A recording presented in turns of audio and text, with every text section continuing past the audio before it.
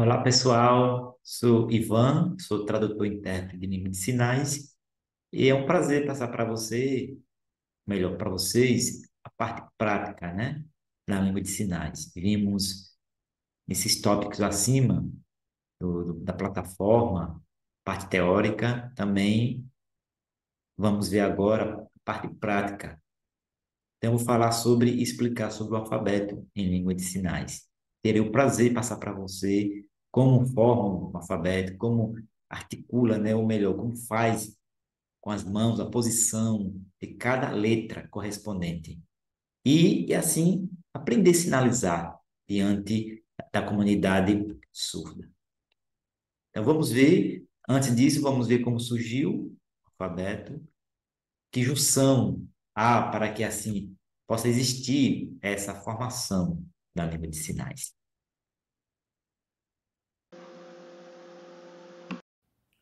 Nossa aula sobre o alfabeto em Libras. Estamos observando aí na tela o alfabeto em língua de sinais e também na língua portuguesa. Cada letra corresponde também da língua portuguesa. Como exemplo, o A, o B, o C. Então, assim como todas as línguas têm um alfabeto, a língua de sinais não deveria ser diferente. Mas o que é realmente o alfabeto em Libras? É um recurso das línguas de sinais que utiliza as mãos para representar o alfabeto das línguas orais. Cada letra ou número são representados por configurações de mãos específicas. Mas o que é a configuração de mão? É a posição, o jeito que você faz e assim em seguida sinaliza. Com a letra A, né? Com a letra A, que é uma configuração, pode-se aprender vários sinais ou sinalizar, como arrependimento, associação e assim sucessivamente. Alguns acham que só aprender o alfabeto é suficiente. Não é assim. Precisa-se aprender a estrutura da língua de sinais, a gramática, os sinais específicos para ter uma sinalização ou uma conversa de contexto com o sujeito surdo. Como surgiu, na verdade, o alfabeto em Libras? A língua brasileira de sinais, também conhecida como Libras, surgiu no século XIX e foi derivada da língua francesa de sinais. O surgimento de uma língua de sinais no Brasil está relacionado com a criação da primeira escola para surdos de nosso país. Isso aconteceu na metade do século XIX. Interessante, né? Então, a língua de sinais não é uma língua pura, no caso Libras, veio de origem francesa. Isso foi importante para o desenvolvimento de toda a aquisição, a formação do alfabeto de sinais.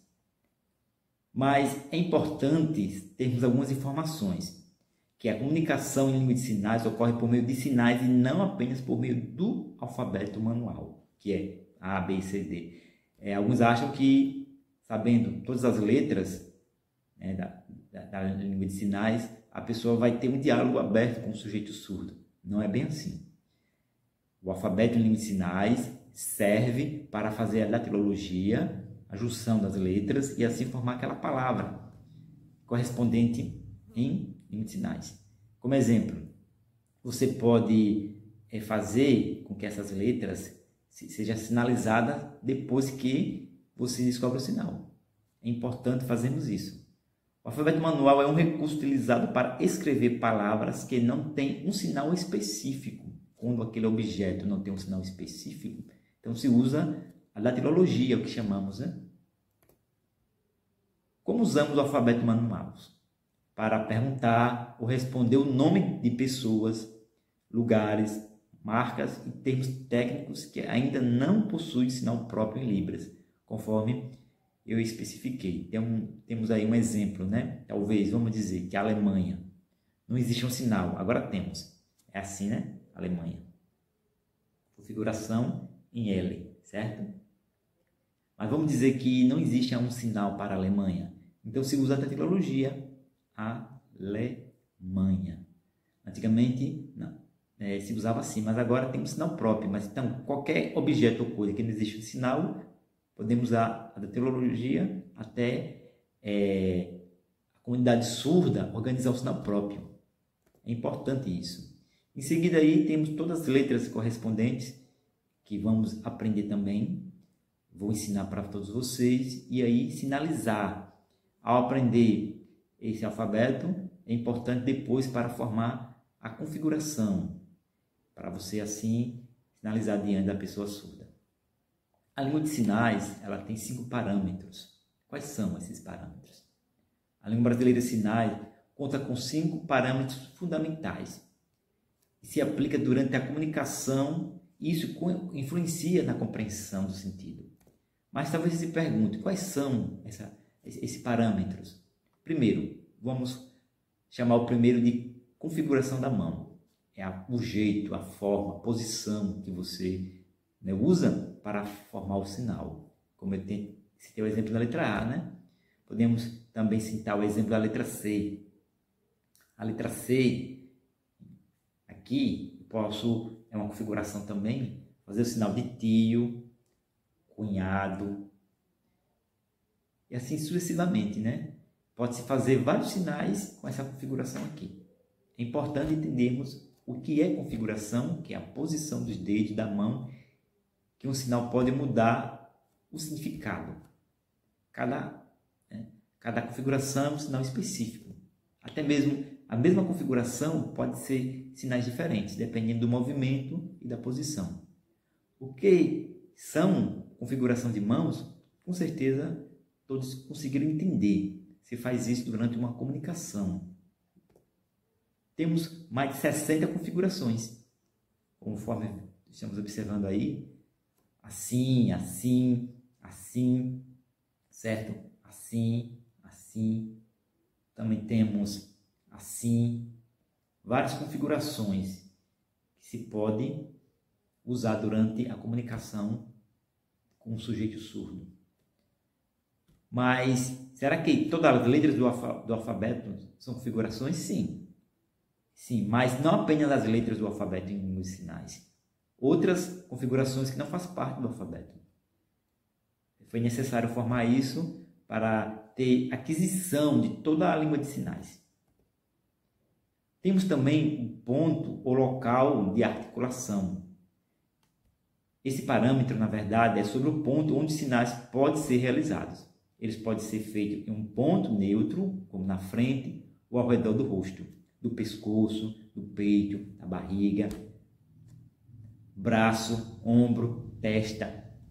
Como exemplo, eu posso dizer assim, esquecer. O sinal foi feito aqui na testa, esquecer. Coloca aqui a mão na testa, né? Esquecer. Essa é a configuração, né? Esquecer. Lembrar, configuração aqui, essa letra aqui, essa na verdade é uma letra V, mas eu posso usar um sinal específico, como lembrar. Aí é o ponto. Onde é o ponto de articulação? Aqui do lado. É importante entendermos isso aí. Temos o movimento. O movimento é quando se faz o sinal. Ele vai para frente, trás, do lado. Alguns sinais são feitos em movimento, enquanto outros são estáticos. Os movimentos podem ser linear, circular, para baixo, para cima, para frente, para trás, para a direita, para a esquerda, sucessivamente. Como chorar. Chorar, essa configuração aqui, que é a letra D, com 2 mãos. Então, coloca aqui perto do rosto e vai descendo, tipo as lágrimas, né, caindo. É aqui o movimento, né? Esse é o movimento. Ele não pode ficar parado, o movimento aqui, Bem interessante, né? A formação, o contexto, com todos esses parâmetros aí, da vida à língua de sinais. Temos a orientação da palma das mãos. Esse parâmetro define a direção, orientação da palma da mão, ou seja, para onde ela deve apontar. É importante, pois alguns sinais possuem a mesma configuração de mão. E é importante entender que, embora tenha a mesma configuração, mas o movimento e a orientação das palmas das mãos ou dos dedos vai definir o significado de cada sinal. A expressão facial corporal é importante usar também. Como é que se usa isso? Essa expressão facial corporal inclui os movimentos do rosto, sobrancelhas, bochecha, boca, cabeça, tronco. É importante fazer isso, principalmente um tradutor-intérprete diante de uma palestra, quando ele está interpretando e aí tem um diálogo, ele usa toda a expressão corporal. E quando assim expressa tristeza, alegria, precisa assim, também usar esse recurso da face. Como exemplo, tristeza, esse é o sinal, né? Então não se pode usar tristeza com a expressão facial alegre. A expressão precisa estar de acordo com o sinal. Como exemplo, contexto, tristeza. Então, cara de tristeza. Alegre, faz o sinal de alegre, é assim alegre. Cara dela, expressão facial de alegria. Raiva, a expressão facial também de raiva. É importante dizer, né? Tudo isso, expressão facial, também a corporal, movimentando o corpo quando necessário. Principalmente em músicas, quando há uma tradução ou interpretação de músicas, é preciso mexer toda a expressão corporal em movimento, né? Colocar de um lado e de outro, naquele espaço específico. Todo esse alfabeto aí serve para a aquisição, a formação da língua de sinais brasileira.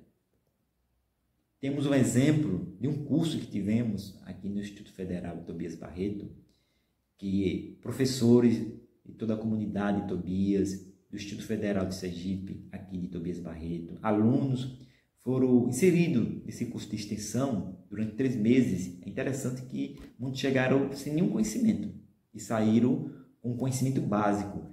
E aí, essa foto mostra todos aprendendo no primeiro dia de aula alfabeto. Eles conseguiram até mesmo, nas primeiras aulas, 2 primeiras aulas, sinalizar, ou seja, até mesmo fazer uma apresentação para o sujeito surdo. O seu nome, até mesmo perguntando o nome da pessoa surda. No caso aqui, ó, nome. Nome. O nome, você pergunta, qual é o seu nome? Então você espera a pessoa falar o nome, usando o alfabeto, né, da teologia. E o meu nome. Eu pergunto, meu nome, eu digo meu nome, né? Meu nome. Exemplo, meu nome. I-V-A-N. Ivan. Assim, é muito importante entendermos todo esse contexto. Então, gente, temos também a aquisição de todo esse recurso. Não podemos esquecer jamais de aprendermos o básico para avançarmos na língua de sinais. Agora vamos ver na prática o alfabeto. Eu vou mostrar para vocês agora como sinaliza alguns sinais, melhor, o alfabeto em língua de sinais, e vocês irão treinar, estudar. O segredo da língua de sinais é o treinamento.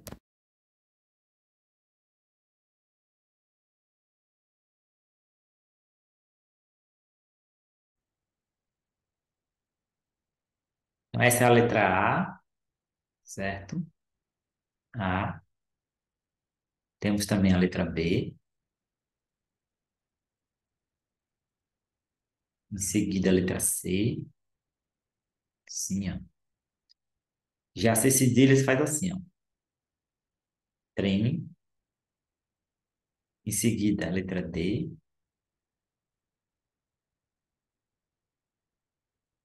Esse formato aqui. E.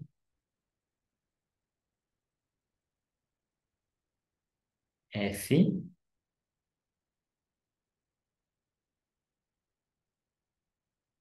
G.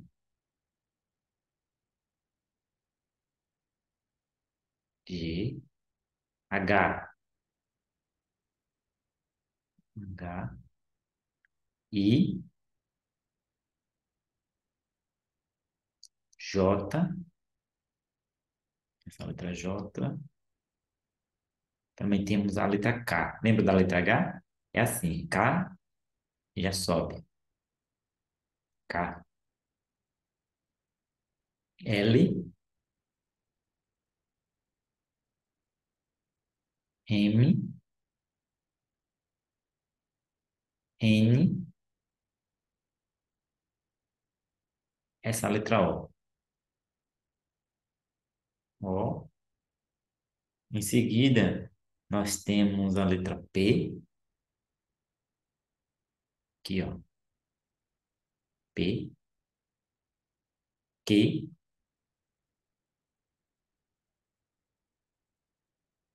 R,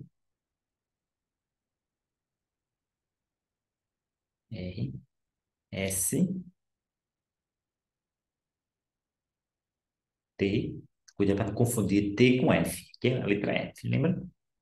Q, T. U, V, temos também o W, né? X, assim, ou assim. Em seguida, o Z. Outra vez, o Z. Então, agradecido por todos assim, observar essa aula e aprender o alfabeto em língua brasileira de sinais. Até mais.